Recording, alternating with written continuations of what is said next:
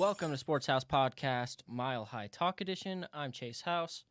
Preseason is now in the books, and Vic Fangio chooses the one game that Teddy Bridgewater outperforms Drew Lock to name him the starter. His great decision-making skills let me know that the Broncos season is officially here. I'm going to talk about the quarterback decision more and the reasoning behind why the coaches made the decision that they made and how I think it plays out from now on. Remember, these coaches that made this decision are coaches that are on the hot seat trying to save their own jobs. So they're not making decisions based on the franchise's best interest, trying to find out if a team has a franchise quarterback or not. They don't care about that. They're trying to save their own asses. Also, I will talk about my predictions for the Broncos and how well I think they'll do if Teddy Bridgewater was the quarterback for the entirety of the year. All right, so let's get into it. So in the first preseason game, Drew Lock, who played with the starters, and Teddy Bridgewater, who played with the second team, Drew Lock had a much better game. He was 5 of 7, 151 yards, and 2 touchdowns, including an 80-yard bomb. Teddy Bridgewater in Game 1 went 7 of 8, 74 yards, and a touchdown. Good completion percentage. That's really the only thing that really stands out to me. Game 2, Teddy Bridgewater is the starter. Drew Lock is playing with the second team. Well, the second team line, he started the game with all the first team wide receivers and tight ends, but they decide to put the second string line in there who tries to kill Drew Lock. Teddy Bridgewater finished that game 7 of 11, 105 yards, and a touchdown. Pretty much the same as he was in Game 1. Drew Lock struggled with getting murdered early on, but he managed to salvage his performance, and he put up a respectable 9 of 14, 80 yards. Nothing too fancy, but he didn't die. He also, right as they got down to the goal line, he had a lineman step on his foot, so he was sacked by his own offensive lineman, which ended the drive. So he could have had a touchdown. So you got to keep these things in mind. Then Game 3, after Teddy Bridgewater is named the starting quarterback, so he will play with the first team, and Drew Lock played with the second team. Teddy Bridgewater started 1 of 6 for just 4 yards with the first team. His last drive of the game, he salvaged all of it by going 5 of 5, 58 yards, and a touchdown, for an overall of 6 of 11, 62 yards, and a touchdown. If you watched the game, you've seen you heard how annoying these commentators were and how biased they were. Drew Lock, right as he's checking in the game, word for word, they say he's got a tough act to follow in Teddy Bridgewater. He barely completed 50% of his passes. He started 1 of 6, but okay, go off. Drew Lock then comes in, who, to nobody's surprise, is under duress again with the second string line. First series was 2 runs and immediately under pressure on third down. So the Broncos went 3-0. And one of the commentators wanted to try to pin that on Drew Lock, said, wow, a rough opening series for Drew Lock. Thankfully, the other commentator said, well, I don't think we can blame that all on Drew Lock. That seemed like that was the offensive line. Plus, he had one play and was sacked. Lock was then sacked on his second drive and fumbled the football for either of these quarterbacks' only turnovers in this preseason. The Rams were able to get a field goal before the half. But like I said, I pin a lot of the blame on the abysmal second string line. Now, Drew Lock, he did hold on to the ball a little long, but with the first string line in there, you got to think that problem would have been avoided. Drew Lock also had a perfect last drive to finish up his night. He went 4 for 4, 55 yards, and a touchdown. He finished with a stat line of 5 of 7, 67 yards, and a touchdown, outperforming Teddy Bridgewater 2 out of the 3 games this preseason. And if you add up all 3 of the games, he still outperforms Teddy Bridgewater statistically. All 3 games, Drew Lock, 19 of 28, 298 yards, 3 touchdowns. Teddy Bridgewater, 22 of 30, 241 yards, 3 touchdowns. The only facet that Teddy Bridgewater beat Drew Lock in was he had a 6% higher completion percentage. And it's easy to do that when you never throw the ball past 10 yards. I went back and looked at every single one of their drives for these 3 preseason games. And I made a note of all of their plays that were over 20 yards. Now, granted, I don't think Teddy Bridgewater actually threw the ball in the air 20 yards the entire preseason on a completion or incompletion. Because his stat line... So I'm just going to list these plays that each quarterback had over 20 yards. Teddy Bridgewater had a 20-yard gain, a 21-yard play, 22 yards, and his longest play all preseason, a 35-yard completion to Jerry Jeudy.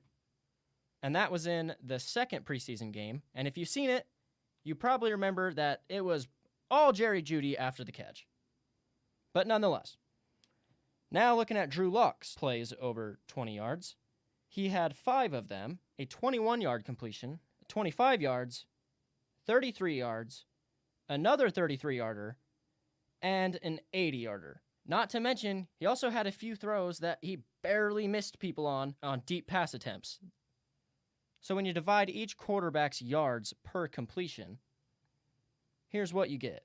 Teddy Bridgewater, 10.95 yards per completion. Drew Lock, 15.68 per completion. It's 50% higher than Teddy Bridgewater's. We shouldn't be surprised, though, because he has lower touchdown per game and yards per game than Drew Lock. And Teddy Bridgewater has played 59 career games. Drew Lock has played 18 career games, which, just to remind you, the season is now 17 games long. Drew Lock has barely played over a season. And he is already on par, or even Stevens, with an 8-year, play it safe, not turning the ball over much veteran. We'll be right back after this message. Wow, what a play! Man, they say pigs don't fly, but I don't know about that. I just watched Drew Lock throw a pigskin about 80 yards. Horse cock Lock. Oh my, dude, check out Drew Lock's fiance on the sideline. Holy Look at the wreck on that chick. That's Drew Lock's fiance? Man, I gotta buy myself a jersey. Purchase your merchandise at NFLshop.com or purchase it illegally overseas. I do not care. This is not a sponsored ad. I have absolutely nothing against Teddy Bridgewater. I like Teddy Bridgewater, and I'm rooting for him as I would any Broncos QB. But wasting talent is what they're doing right now with Teddy Bridgewater. What's the point of having two wide receivers that run a 4.27 if you can't or don't throw deep, which is faster than Tyreek Hill 4.29? Drew Lock would move the ball laterally. Drew fits this wide receiver core because he would throw deep balls to these fast wide receivers that can get behind the defense, and fast tight ends. Teddy Bridgewater averages under 200 yards a game, less touchdowns and yards per game than Lock. Lock, who was towards the bottom of the league last year, is now on par with a play-it-safe 8-year vet. That is improvement from last year to this year, which means his trajectory is going up. And keep in mind, Lock has only played in 18 games. Bridgewater has 59 and has basically played the exact same every year. He's a straight line, while Drew Lock is going up. This was a safe pick for the coaches on the hot seat and nothing else. Teddy doesn't improve the offense, he just doesn't make them worse. Being a quarterback who doesn't turn it over much because you don't take risks doesn't mean you're a good quarterback. This is a backward step for the franchise as far as quarterback goes. We know Teddy's potential. He hits it every year. His play is consistently average. It's the perfect marriage for a bad and conservative offensive coordinator in Pat Shurmur. So it's not that surprising. I still believe the Broncos can and will reach the playoffs with either quarterback. Essentially, what I am saying, though, is this move from the coaches tells me that they have a losing mindset. Coaching to not lose rather than coaching to win. It's just so disappointing because this current Broncos team is handicapped by their coaches. This team could go extremely far this year with competent coaching, but leave it to Vic Fangio to make the wrong decision. I haven't seen decision-making skills so bad since I was on the Wheel of Fortune. All right, Chase, you are in the bonus round. You have 4 letters remaining. The category is cartoons and cartoon characters. You are looking for a 4-letter word. Winnie the blank. Take a guess. You have 10 seconds. Ooh. I always get the hard ones. Ooh, I know this one. We need an answer. Ooh, I got it. I'm gonna go with fuck. Is that your final answer? Yes, final answer. Okay, Winnie the fuck. Ooh, I'm sorry, that is not correct. We were looking for Pooh. Winnie the Pooh. Better luck next time, Chase. Thanks for playing. Time and game management, I would literally rather trust any random 7-year-old that plays Madden online. I would trust them to be in charge of our clock management over Vic Fangio. Hands down. A child in some random location like Albuquerque could make better decisions than Vic Fangio. The thing that scares me is that the Broncos could make the playoffs this year, sneak into the playoffs with 10 wins. If Teddy was the quarterback for the entire year, we'd make the playoffs, barely sneak in, probably lose first round. People that know nothing about football would say, oh, let's run it back with the same offensive coordinator, same head coach, and same quarterback, because that was the reason for the success. When that's not true. My fear is that we bring all of these guys back. Pat Shurmur needs to be fired last year. Vic Fangio needs to be fired and hired as the defensive coordinator. He can do that job well. But as far as head coaching, does any Bronco fan actually see him being able to win a playoff game with strategic coaching? No. He's not like Bill Belichick, who's going to win games for you based on how he coaches and outsmarting you. In fact, he is the exact opposite. He handicaps the Broncos offense. As long as they have Vic Fangio, our offense is never going to be what it could be. But more tied to the offense is the horrible offensive coordinator, Pat Shurmur. Our offense will always be handicapped as long as he's there, too. You will not win in this league without a decent quarterback, without a good quarterback. With the exception of Joe Flacco and Nick Foles, only really good and elite quarterbacks have won Super Bowls the last 20 years. Go look at all the past Super Bowl winners. Go see who was quarterback. You can't win an AFC title, let alone playoff games or Super Bowls, with this type of offense. You have to be able to put up points. Vic Fangio, being a super smart defensive-minded coach, he can build a great defense. And he might just want a ball-managing quarterback who's just going to do nothing but not lose the game. Vic Fangio would put a kicker in as quarterback if they wouldn't turn the ball over.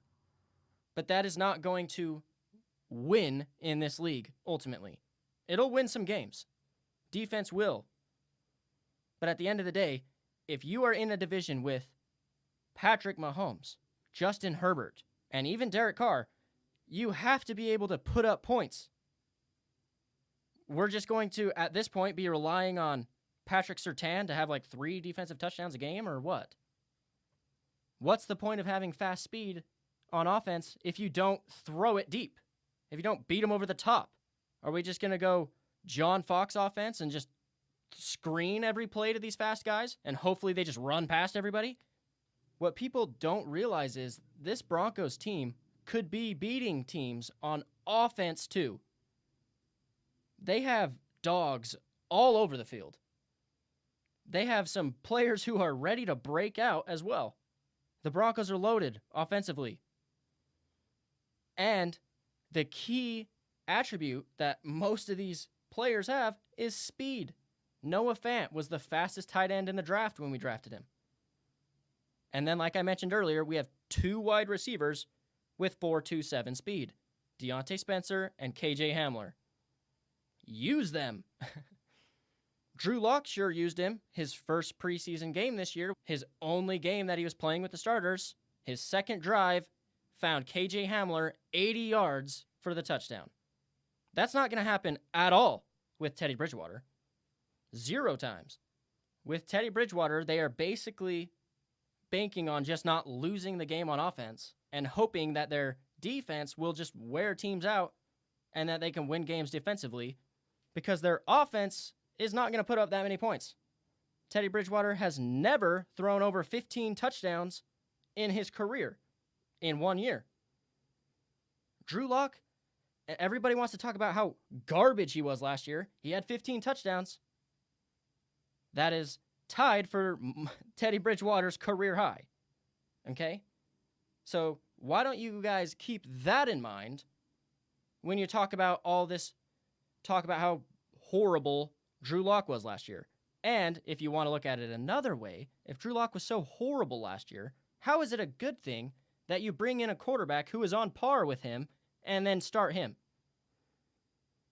Either Drew Lock stepped up, made a jump up, or Teddy Bridgewater went from average to bad. Which one would you rather have? If these guys are even, a smart coach would play Drew Lock.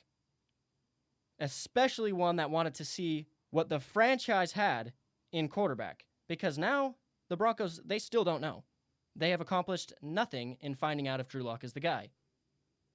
18 career games is not enough. Imagine if the Bills moved on from Josh Allen after 18 games. Which, by the way, Drew Lock has similar stats to Josh Allen in his first 18 games.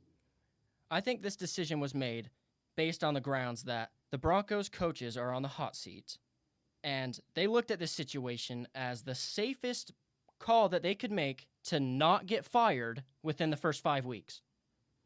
And so then they kind of seen it as, well, Drew Lock, yeah, he may throw more yards or whatever, but he also could have one fumble or one interception in one of those games that ends up being the difference, and we lose a game or two in the first 5, and then we're on our asses because we get fired. Which is valid, because these coaches are on the hot seat, and you can't really blame them for just trying to save their job, but that's not a good coaching mindset. That's coaching to not lose, rather than coaching to win. Who is the best player? Well, Drew Lock is already on par with this 8-year vet. He's potentially a franchise quarterback. We don't know what we have with him. He's playing the same. Let's use him. But the reason that they made it the exact opposite was because they're trying to save their own asses. They made the safest call to not get fired early on in the season. And if you look at the Broncos' schedule, I talked about it before, their schedule is cupcake. And it starts out really easy. They play the Giants week 1. Jaguars week 2, Jets week 3, before their first test at home against the Baltimore Ravens.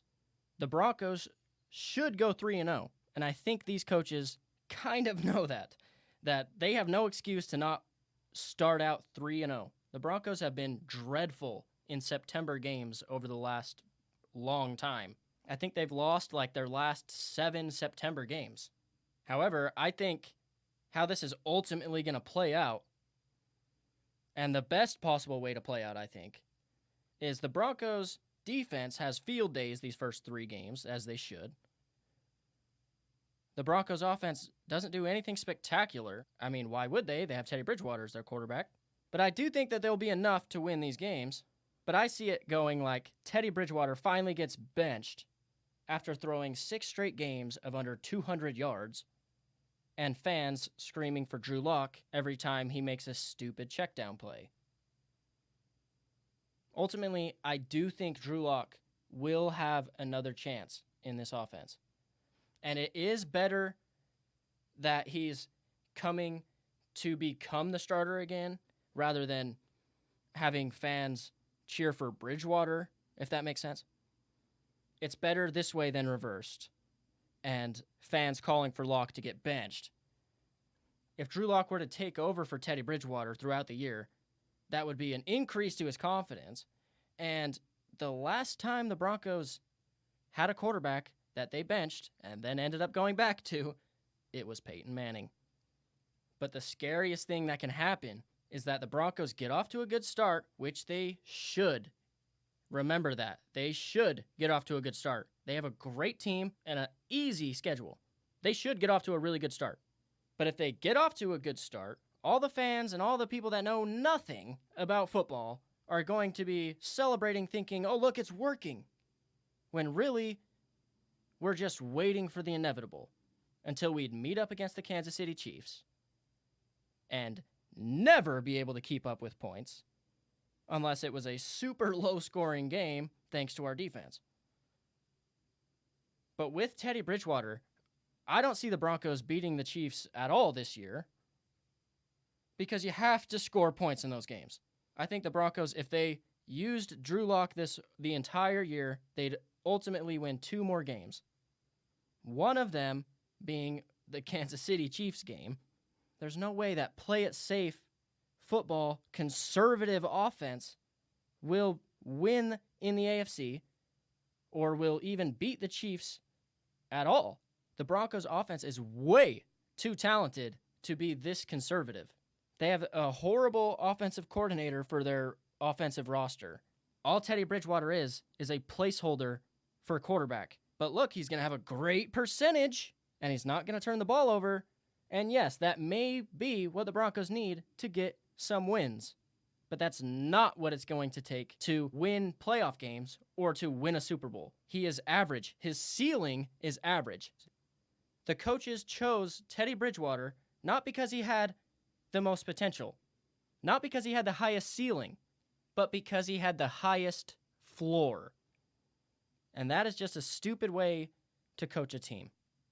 Part of me also thinks that Pat Shurmur and Vic Fangio made this decision just to pin the blame on why they've been losing onto Drew Lock rather than their own horrible coaching. Well, Drew's a great kid, but, he's the reason we've been losing these football games. It's not because of the horrible coaching and the terrible decisions that have costed us multiple games. It's due to the quarterback. My lie detector tells me that you are incorrect. He is young quarterback. You are old garbage. I had so much hype and so much expectations for them this year, and to me, they've already started out absolutely horrible before the season even begins. But to end the show on a high note, the best thing that I can say, even with, in my opinion, the bad quarterback decision, expectations this year are extremely high. Mediocrity cannot and should not be accepted, offensively or defensively. Broncos have way too much potential to be average any longer. So expectations are high, so either we will succeed them or we will get rid of the coaches and the players who hold us back from that.